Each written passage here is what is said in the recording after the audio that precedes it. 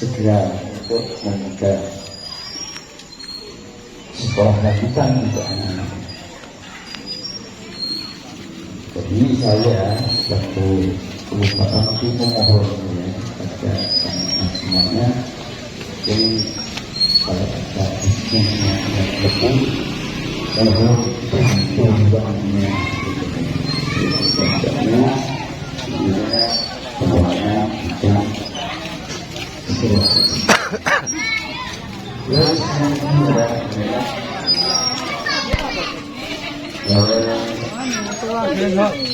Gema ilhami MPD dari Surabaya.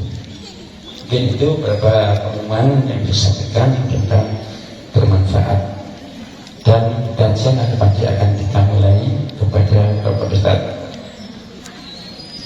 Siapa? Gema. Alhamdulillah. Semangat ya. Alhamdulillah. Innal hamdalillah nahmaduhu wa nasta'inuhu wa nastaghfiruh wa na'udzu billahi min syururi anfusina wa min sayyiati a'malina. Man yahdihillahu fala mudilla lahu wa may yudlil fala hadiya lahu. Asyhadu an la ilaha illallah wahdahu la syarika lah wa asyhadu anna Muhammadan abduhu wa rasuluh. Amma ba'du, kaum muslimin wal muslimat, bapak-bapak, ibu-ibu, adik-adik yang semoga senantiasa dirahmati dan dimuliakan oleh Allah Subhanahu wa ta'ala. Alhamdulillah, puji dan syukur kita panjatkan kehadirat Allah Subhanahu wa ta'ala di kesempatan pagi hari yang berbahagia ini.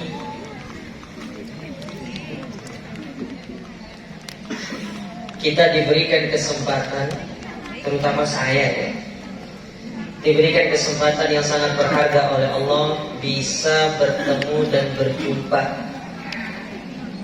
dengan bapak-bapak, ibu-ibu. Ya, panjenengan mau panggil Gema monggo, panggil Ilham monggo, ya, panggil apa lagi ya? Panggil apa? Ustaz. Panggil Mas saja kayaknya lebih enak gitu ya. Aku nak nama. Tapi kalau saya sehari-harinya dipanggilnya Gema, ya, dipanggilnya Gema. Asli saya itu bukan Surabaya sebenarnya, Bapak. Saya itu saking Lombok. Saya orang Lombok. Ada yang mau orang Lombok? Tapi makan Lombok pernah kan? Siapa yang belum pernah makan lombok? Yang belum pernah makan lombok saya kasih hadiah. Bukan anak kecil loh ya. Hadiah jadi dari panitia. Saya dari Lombok. Kalau tepatnya di kota Matarangnya. Oke, kalau panjenengan pernah ke Lombok, pernah ke Mataram, ya saya dari sana. Hijrah ke Surabaya itu sudah 12 tahun. Jadi tinggal di Surabaya itu sudah 12 tahun. Jadi nek ngomong Surabaya iso kira. Nek ngomong Jawa sing kromo itu waduh mboten saged ya. Ketika datang, maka Jibril bercerita ataupun menyapa Nabi SAW dengan mengatakan, ya Muhammad, wahai Muhammad. Jadi dia dipanggil Nabi. Kalau kita manggilnya ya Nabi. Kalau Jibril manggilnya Nabi Muhammad dengan panggilan yang Muhammad. Kata beliau atau kata Jibril, Isma syi'ta fa innaka mayyitun. Hiduplah sesukamu. Bahasa kita itu hiduplah sekarapmu. Ya. Wis sekarapmu hidup itu. Tapi ingat, setiap yang hidup itu pasti akan meninggal. Setiap yang hidup itu pasti akan meninggal.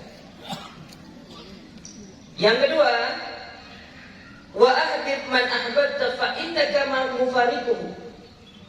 Cintailah siapapun yang ingin engkau cintai, siapapun dari kalangan manusia ini, entah itu bapakmu, ibumu, orang tuamu, istrimu, anakmu, tetanggamu, siapapun. Tapi ingat, kata Jibril, kelak engkau akan berpisah dengan mereka. Bisa jadi mereka yang meninggalkanmu terlebih dahulu, atau engkau yang akan pergi meninggalkan mereka terlebih dahulu. Lalu kata Jibril, wa'mal ma syi'ta fa innaka majziyun bihi.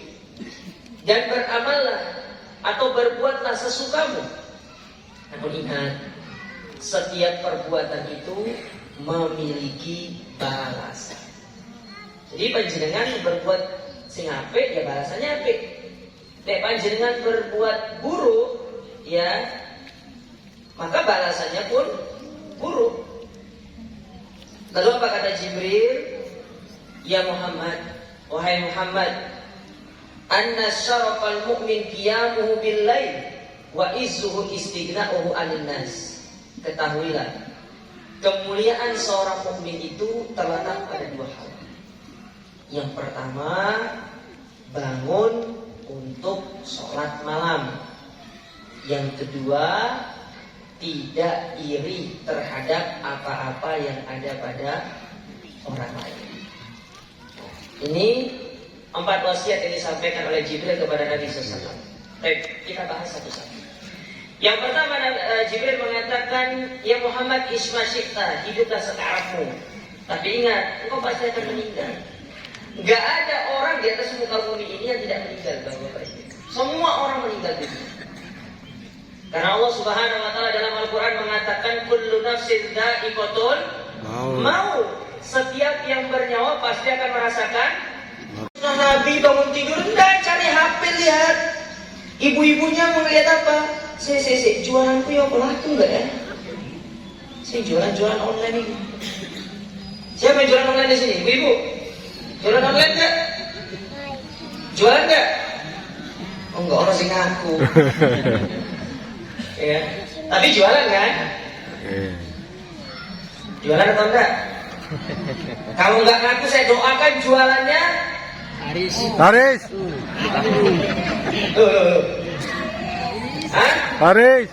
Biasa sih gede suara sih jualan ini.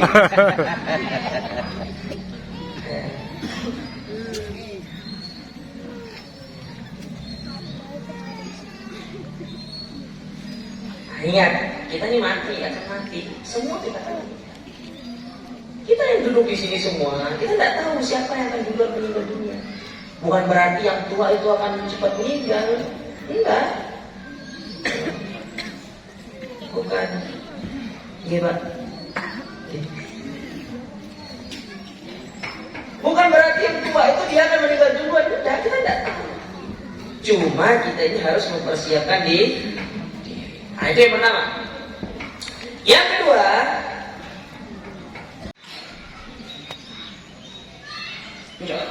kita lihat.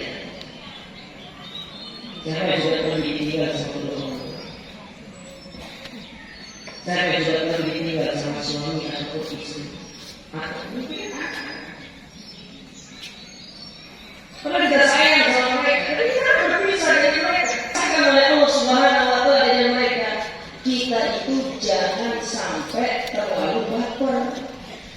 Oh, baper. Apa baper itu? Iya, baper. Berarti yang sering ngomong itu sering baper itu.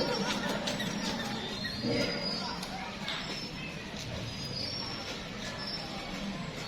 Kita pasti berpisah dengan mereka, cepat atau lambat. Karena ini suatu kenyataan, suatu hal yang pasti akan terjadi dalam hidup kita.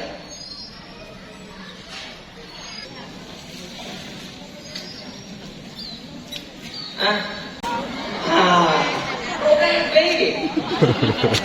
Karena Nabi kalian tahu. Coba sini.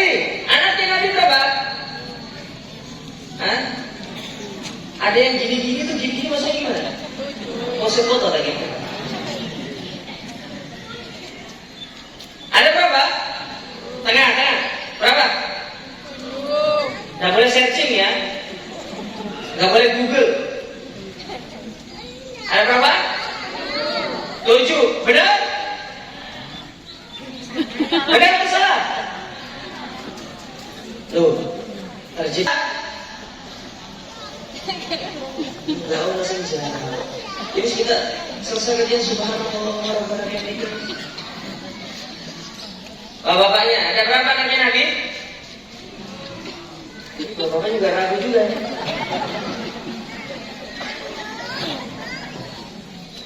Mas, berapa saudaranya? Anak Nabi ada berapa? Ada berapa? Hampir seluruh anaknya Nabi itu meninggal dunia kecuali Fatimah. Sebelum beliau meninggal dunia. Jadi Fatimah terakhir paling meninggal. 6 semua itu meninggal dunia duluan, meninggalkan Nabi SAW. Apakah Nabi sendiri? Iya, itu suatu hal yang pasti. Dan apa yang harus kita lakukan? Sabar. Makanya Allah tutup ayat itu dengan mengatakan wa basyiris sabirin, kabarkan gembira kepada orang-orang yang bersabar. Ini enggak banyak di antara ya. Bahkan suudzon sama Allah Subhanahu wa taala ini bukan hal yang baik. Karena kita tidak tahu.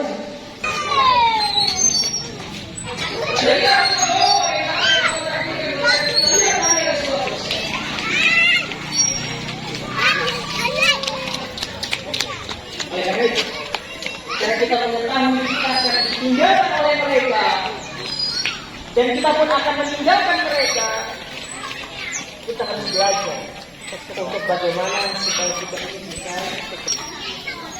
Nabi alaihi salatu wasallam pernah berkata dan diberikan salat.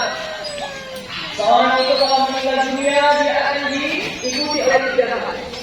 Yang pertama keluarga, yang kedua hartanya, yang ketiga adalah amal. Yang keempat adalah harta dan keluarga.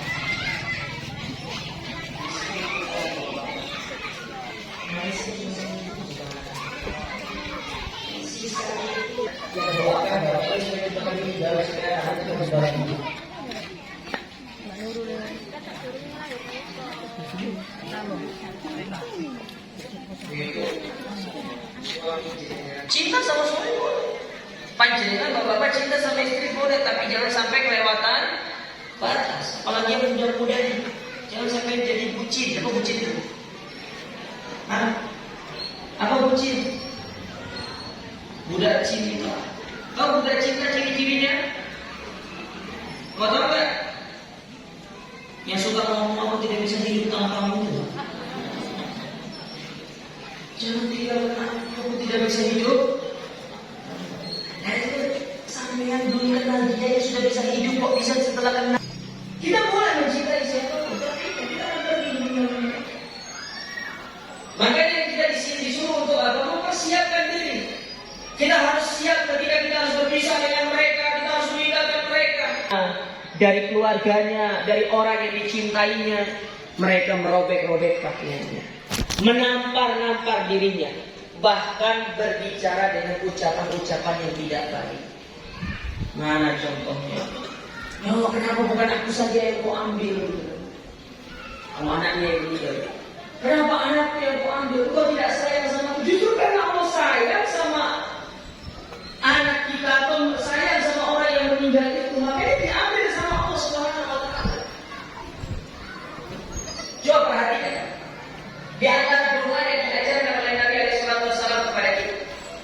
Apa doa yang diajarkan oleh Nabi sallallahu alaihi wasallam? Kata Nabi alaihi salatu wasallam, Allahumma aslih dini huwa alladhi ismatu amrina. Ya Allah, perbaikilah agamaku yang mana ini merupakan tameng dari segala urusan. Wa aslih lana dunyana allati fiha ma'ashuna. Dan perbaikilah duniamu yang mana di situ tempat kami hidup. Wa aslih lana akhiratana allati fiha ma'aduna. Dan perbaikilah akhiratku yang mana itu merupakan tempat kami. Allah berkata, wa aslih lana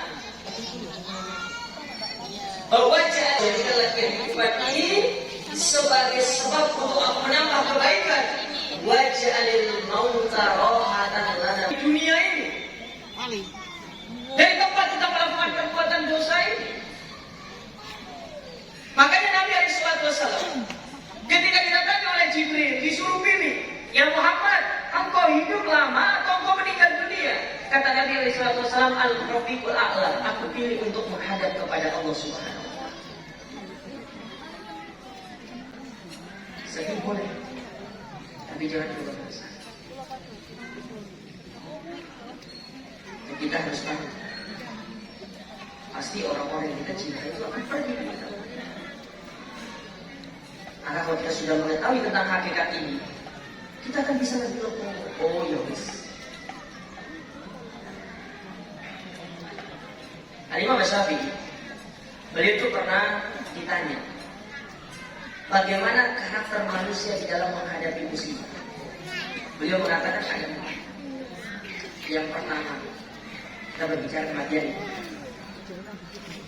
Yang pertama, sifat manusia yang paling sering ada dalam diri kita, yaitu murka, marah sama Allah. Kalau ada di antara anggota keluarga yang meninggal, kita suka marah, suka murka sama Allah. Dan ini sifat manusia yang sering ada dalam diri kita. Sedangkan yang kedua, yaitu sabar. Ini jarang yang bisa seperti itu. Yang ketiga, ridho, menerima dengan apa yang telah ditakdirkan oleh Allah Subhanahu wa Ta'ala. Yang keempat ini yang berikutnya, bersyukur. Kira-kira bagaimana nih menurut panjenengan?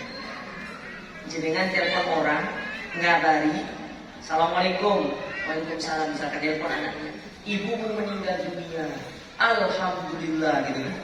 Kira-kira ya apa? Hah? Ya anak mau gede nih. Ibunya meninggal, Alhamdulillah. Enggak benar. Ya memang seperti itu. Itu tingkatan yang paling tinggi. Oke lah kalau misalkan ada uang hitam, kita baik bisa mengatakan Alhamdulillah. Nah ini kondisi sekarang nih, orang tua atau keluarga meninggal, kita kabari kepada yang lain, kita kan Assalamualaikum, ada keluarga meninggal dunia, Alhamdulillah. Kira-kira gimana respon bapak ibu? Hah? Oh, ini anak gak tahu diri.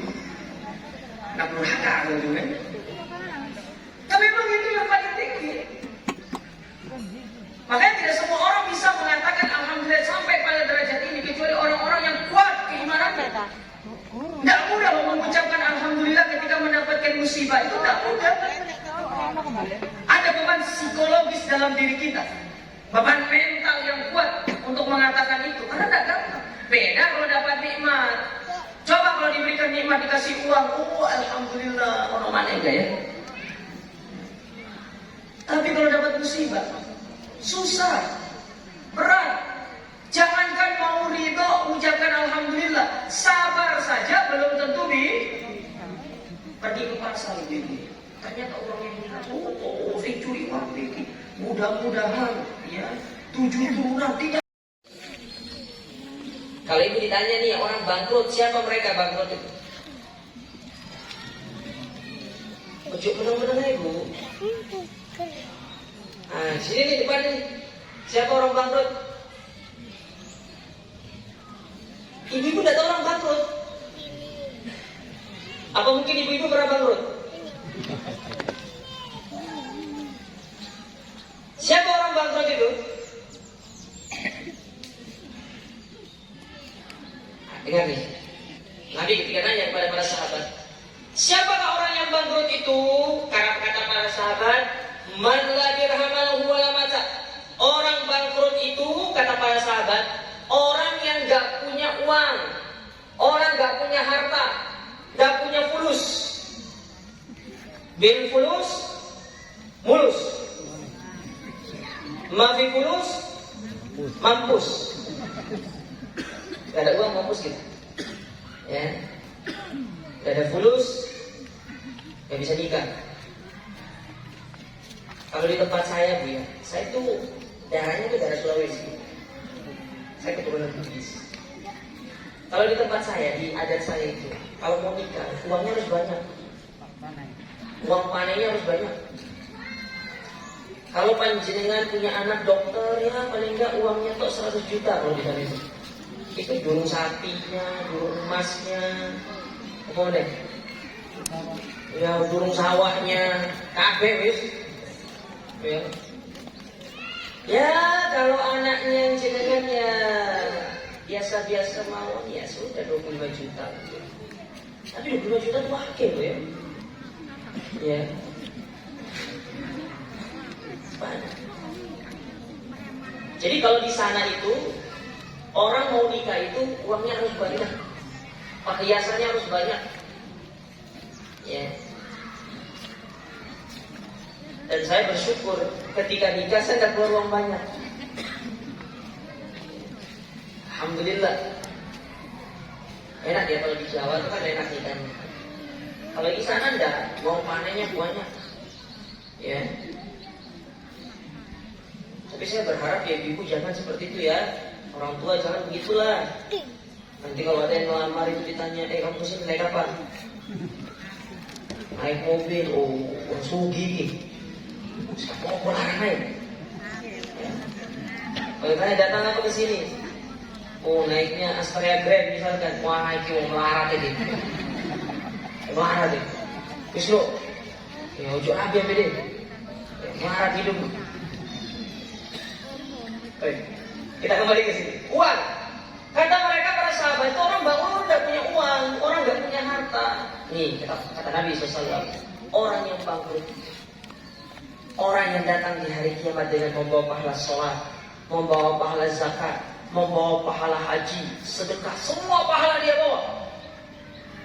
Tapi pahala yang banyak ini, dia tidak bisa nikmati, dia tidak bisa meraihnya. Ternyata pahala ini itu dibagikan sama Allah Subhanahu wa Ta'ala kepada orang-orang yang dia dolimi selama hidup di dunia. Yang pernah kita gibahin dan kita minta maaf. Ingat loh ibu-ibu, orang gibah itu salah satu syarat tobatnya, ibu harus pergi ke rumah orang yang pernah ibu gibah minta maaf. Misalkan pernah gibah tetangga, bu, ngapunten loh bu, ya, mohon maaf loh, saya pernah gibah jenengan gitu kan, tadinya dikeluarin kan dimasukin lagi, nggak jadi. Nah itu syarat obat dari gibah itu. Nggak boleh kita gibah orang makanya. Gibah, ngambil mirip orang, suka menyebarkan aib orang, ngadu domba. Nah ini sering nih ngadu domba. Datang ke si A ngomongnya begini, datang ke si B ngomongnya begini. Mana pesawat nih? Rusak pesawatnya. Ngadu domba orang. Hati-hati.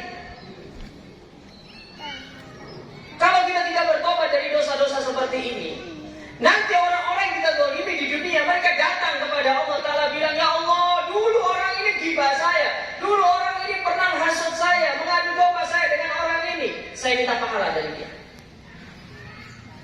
Kalau ada pahalanya, kalau enggak ada pahalanya, bangkrut. Dosanya orang yang kita zalimi dilimpahkan kepada kita yang menzalimi. Iki dosa awak dewi, bapak ibu-ibu, wah sakit. Ya ojo dipikul dosa orang dia gitu loh maksudnya. Dosa sendiri itu sudah banyak. Kita usah kita pikul dosa orang. Wong belum tentu kita yang bisa selamat dari dosa kita yang banyak ini. Terus kita mau pikul dosa orang.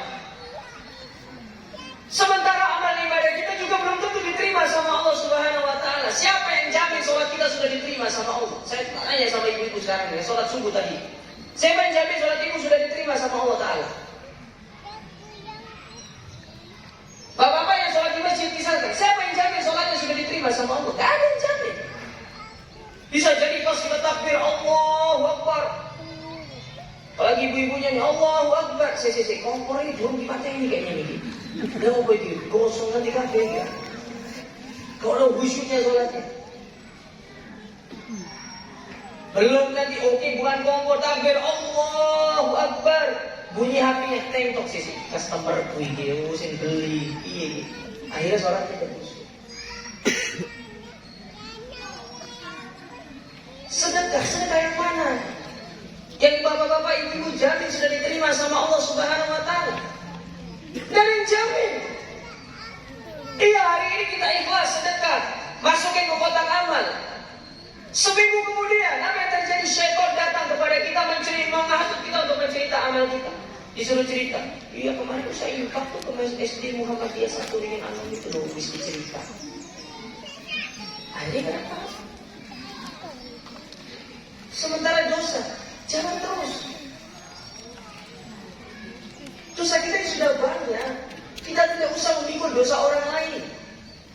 Makanya Allah ingatkan kita, wa may ya'mal mithqala dzarratin khairan yarah wa may ya'mal mithqala dzarratin syarran yarah. Perbuat kebaikan. Tidak usah memperbanyak keburukan.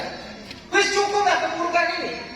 Kalau dia terjatuh dalam keburukan, segera bertobat kepada Allah Subhanahu wa taala. Karena itu dapat menghapuskan dosa-dosa kita. Jangan dibiarkan. Ini sekarang nih, trennya ini sekarang bukan menggibah lewat lisan.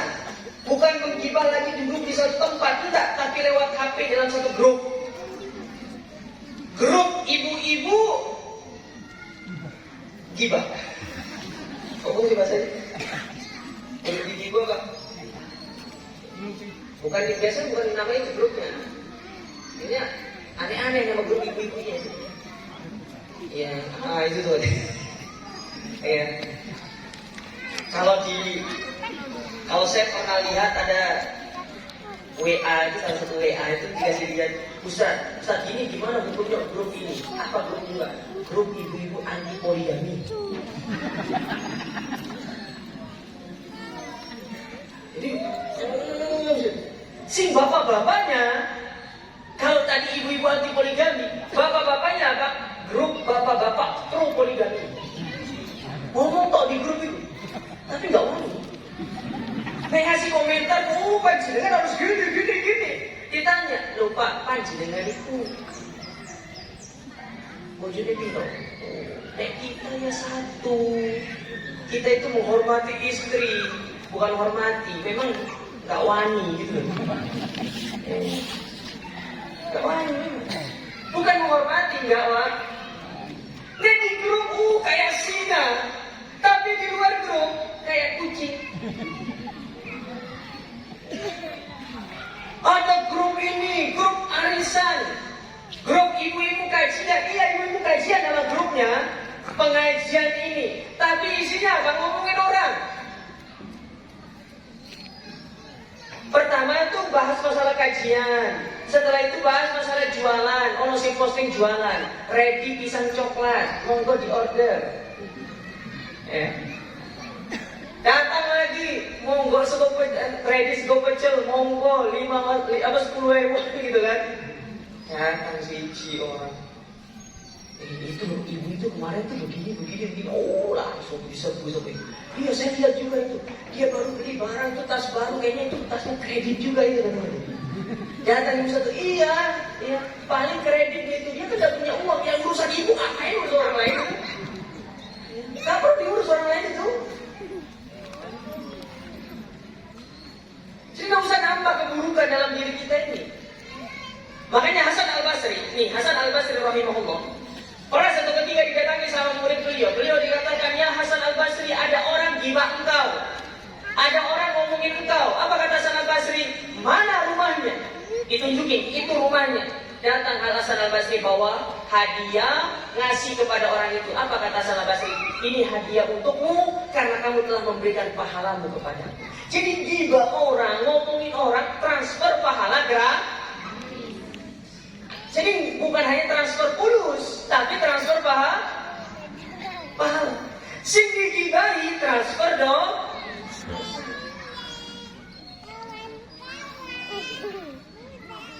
Ibu lebih senang ditransfer pahala atau transfer fulus? Jujur. Ibu lebih senang ditransfer uang atau transfer pahala? Hah? Uang, ya kan? Sekali lagi saya tanya, Lebih senang ditransfer uang atau transfer pahala? Hah? Itu bukan menjawab dari hati nurani ini. Transfer uang Ustaz, iya, apalagi pakai belanja gitu kan? Ya, nggak iso ya nambah transfernya itu, nolnya cuma 6, itu sudah 10 tahun itu 6 kok nolnya itu. Sekali-sekali tambah gitu, Ustaz, dia tambah 7 nolnya itu kan. Semakin 10 juta ya. Makanya hati-hati, jaga diri kita dari kita memikul dosa orang lain dengan kita melakukan kebaikan. Karena setiap apa yang kita lakukan di atas muka bumi ini akan diminta pertanggungjawaban oleh Allah Ta'ala. Terakhir, Jibril mengatakan kepada Nabi SAW, kemuliaan seorang mukmin itu terletak pada 2 hal. Yang pertama, bangun sholat malam. Bangun. Waktu yang terbaik sholat malam itu setengah jam sebelum adzan subuh. Itu bagus. Tapi kebanyakan kita bangun sholat malam, bangun itu bukan untuk sholat malam, nonton bola. Ya. Tadi malam ada main gak? Gak ada. Senang bola? Gak senang? Alhamdulillah. Senang bola? Oh senang ini. Tadi malam ada main? Gak ada. Oh kemarin Liga Champions siapa menang? Oh bayar kan?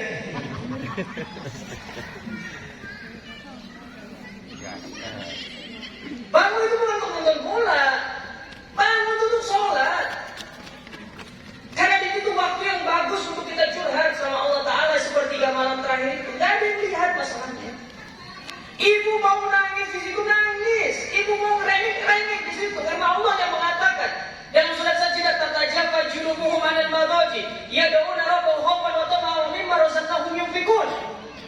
Lambung-lambung orang yang beriman itu jauh dari tempat tidur mereka di sepertiga malam terakhir. Apa yang mereka lakukan?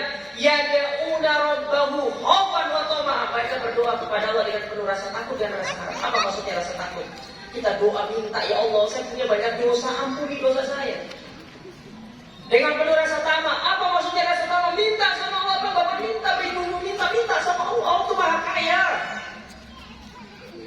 Dan berdoa itu tidak perlu terlalu harus istilahnya terlalu harus formal banget. Ya Allah, Engkau lah yang maha pengasih. Tidak, kayak itu curhat itu loh sama teman, sama orang lain. Bu, saya mau curhat. Sama Allah yang begitu. Ya Allah, saya mau curhat. Saya punya masalah sama tetangga saya ini. Ya Allah, tetangga saya ini, Allah gak maaf-maafkan saya. Padahal saya sudah bolak-balik minta maaf. Saya kasih nasi rawon, dikasih ini, gak dimaafin. Terus piye ya Allah, gimana solusinya? Ngomong sama Allah seperti itu. Ya kita curhat sama orang itu loh. Allah lebih utama untuk kita curhat seperti itu, Bapak Ibu. Apalagi sambil kita menangis, meneteskan air mata. Saya mau tanya sama diri kita, dosa dijawab. Kapan terakhir kita nangisin dosa? Kapan terakhir kita nangisin dosa kita?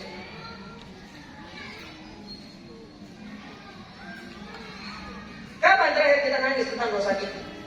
Menangisi dosa gitu. Mata ini mengeluarkan air mata karena menangisi dosanya. Kapan terakhir kita? Terakhir kita.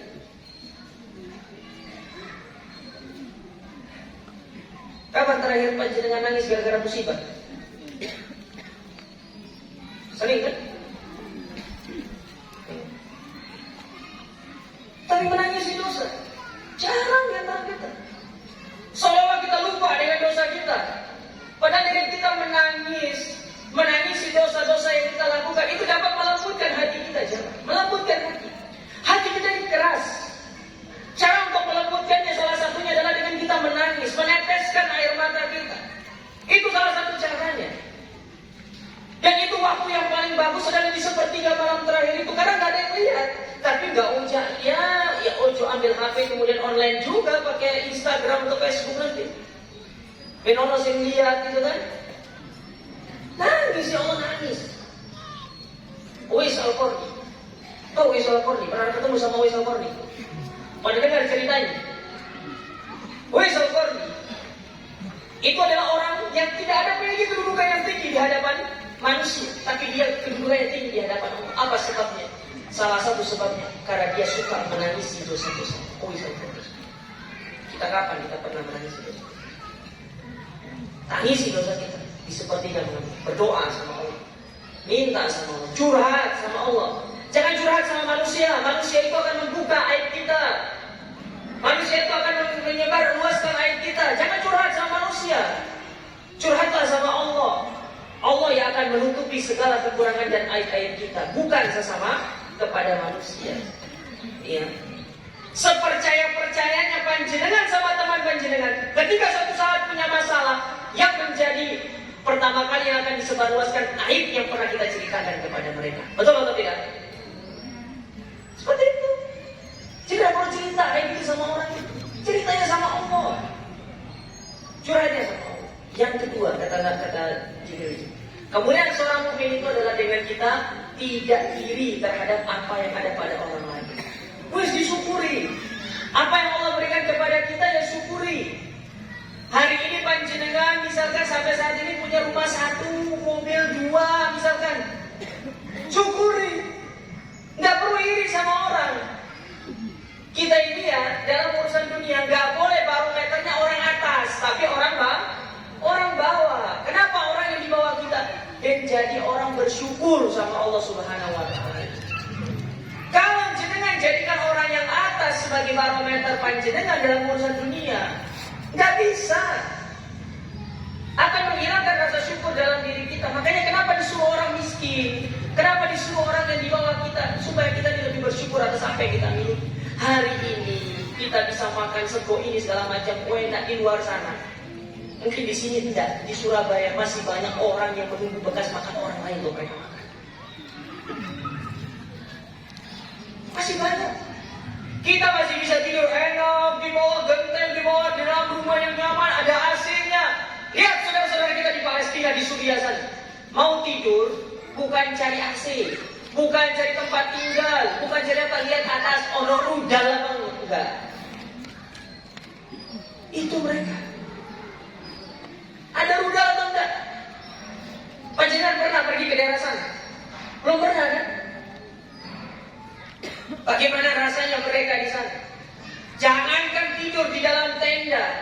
Tidak ada tenda di sana, ada tenda di bom. Kita enak. Ada rumah, atapnya Masya Allah dari genteng, temboknya kokoh. Mau datang angin bagaimanapun, ya Alhamdulillah masih kuat.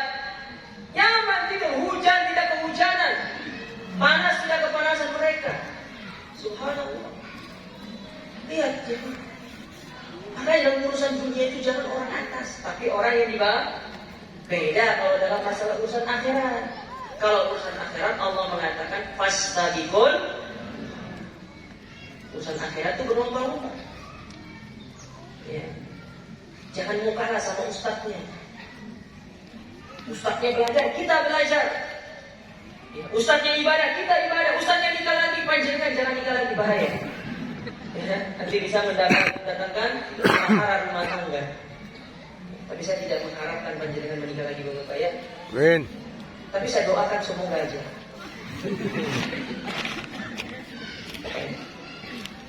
Nah, ini 4 wasiat yang disebut oleh Jibril alaihissalam kepada Nabi SAW yang untuk kita pahami. Yang pertama tadi kita masalah apa? Semua kita pasti akan meninggal. Yang kedua, pasti kita akan berpisah dengan orang-orang yang kita cintai. Yang ketiga, setiap perbuatan pasti ada Balasan. Yang keempat, bangun malam, sholat malam, dan jangan iri pada apa yang ada di manusia yang lain. Syukuri apa yang kita miliki, itulah yang terbaik. Karena dengan kita terus bersyukur, kita lebih cepat masuk surga. Saya bisa tutup kajian kita ini dengan satu pertanyaan. Nanti bapak ibu jawab di rumah aja. Nabi pernah mengatakan yang paling cepat masuk surga itu orang miskin.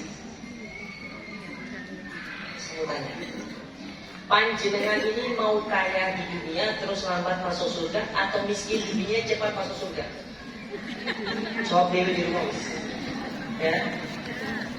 Saya ulang pertanyaannya. Panjenengan ini mau kaya di dunia tapi lama masuk surga atau miskin di dunia tapi cepat melebur? Itu dipilih. Tidak ada pilihan ketiga, Ustaz kaya tapi cepat masuk surga. Tidak ada. Pilihannya cuma 2. Ya, ojo nawar ya. Harganya cuma dua kan? Kaya tapi lambat masuk surga karena hisabnya wake, atau miskin cepat masuk. Ya, mau miskin ongko sih dihisab, orang sih dihisab mau miskin itu. Itu dipilih ya, nanti dipilih. Tapi saya sudah yakin jawabannya Ustaz lebih baik kaya, Ustaz. Enggak apa-apa selama masuk surga itu ya. Tapi mungkin ini yang bisa kami sampaikan di kesempatan yang berbahagia ini. Sekali lagi kami mengucapkan jazakumullah khairan, terutama kepada pengurus PCN Muhammadiyah Uringin Anom, kemudian juga kepada seluruh staf, kemudian para guru kepala SD Muhammadiyah 1 Uringin Anom, kemudian kepada para jamaah, para kaum muslimin dan muslimat yang telah hadir ke tempat ini. Sekali lagi kami merasa terhormat karena sudah diundang ke sini. Ya, dan semoga kedatangan kita ke sini itu paling tidak bisa memberikan sedikit ilmu ya untuk kita bisa menerapkan di dalam kehidupan kita sehari-hari, dan semoga ini bisa menjadi salah satu bekal kita untuk kita bisa menjadi pribadi yang lebih baik di dunia maupun di akhirat kelak. Kita akhiri kajian kita dengan kita berdoa kepada Allah Subhanahu wa taala. Rabbana zalamna anfusana wa illam taghfir lana wa tarhamna lanakunanna minal khasirin. Rabbana arinal haqqa haqqan warzuqna ittiba'ahu wa arinal batila batilan warzuqna ijtinabah. Rabbana la tuzigh qulubana ba'da idh hadaytana wa hab lana min ladunka rahmah innaka antal wahhab. Allahumma ati nufusana taqwaha wa zakkiha anta khairu man zakkaha anta waliyuha wa maulaha. Allahumma aslih lana dinana alladhi wa ismatu amrina, wa aslih lana dunyana allati fiha ma'ashuna, wa aslih lana al-akhiratana allati fiha ma'aduna, waj'alil hayata ziyadatan lana min kulli khair, waj'alil mauta rahatan lana min kulli syarr. Rabbana atina fid dunya hasanah wa fil akhirati hasanah wa qina adzabannar. Subhanakallahumma rabbana wa bihamdika asyhadu an la ilaha illa anta astaghfiruka wa atubu ilaik. Wassalamu alaikum warahmatullahi wabarakatuh.